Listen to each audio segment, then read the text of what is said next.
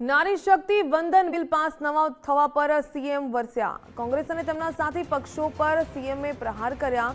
હિન્દુ સંસ્કૃતિમાં માતૃશક્તિનું સન્માન, જો કે વિપક્ષે બિલમાં વિક્ષેપ લાવવાનું પાપ કર્યું છે।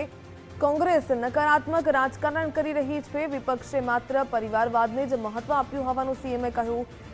આ અધિનિયમ લાગુ થાય તો દેશના સામાન્ય મહિલાઓને પ્રતિનિધિત્વ મળે તેવું પણ જણાવ્યું। સાથે કહ્યું કે જેના કારણે કોંગ્રેસ અને સાથી પક્ષોએ વિરોધ કર્યો। કોંગ્રેસની આ બે મોઢાની રાજનીતિ ખુલ્લી પડી ગઈ। કોંગ્રેસ ટ્રિપલ તલાક વિરુદ્ધના કાયદાનો પણ વિરોધ કર્યો। મહિલાઓની ભાગીદારી વધે તેમાં કોંગ્રેસના પેટમાં તેલ રેડાયું। મોદી સરકારે રાજકીય નહીં રાષ્ટ્રીય નિર્ણય લીધો હતો। મહિલાઓને સત્તામાં 33% આપીને સન્માન આપવાનું બિલ હતું। વિપક્ષે વિરોધ કરીને મહિલાઓનું અપમાન કર્યું। દેશની નારી શક્તિ વિપક્ષને જોરદાર જવાબ આપશે તેવું પણ સીએમએ કહ્યું।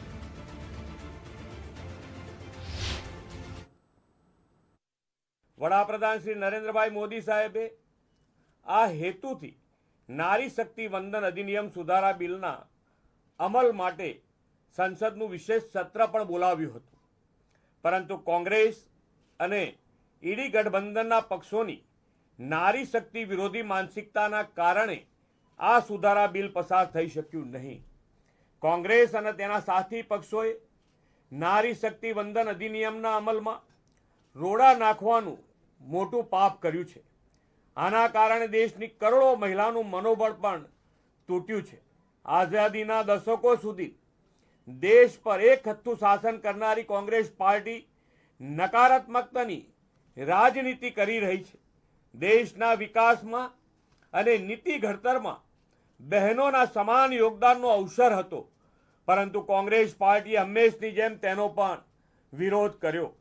કોંગ્રેસ અને ઈડી ગઠબંધને અત્યાર સુધી પરિવારવાદને પોષવાનું જ કામ કર્યું છે। શ્રી મોદી સાહેબના નેતૃત્વમાં દેશમાં થઈ રહેલ રિફોર્મ્સ કોંગ્રેસ કલ્ચરવાળા લોકો સાંખી શકતા નથી।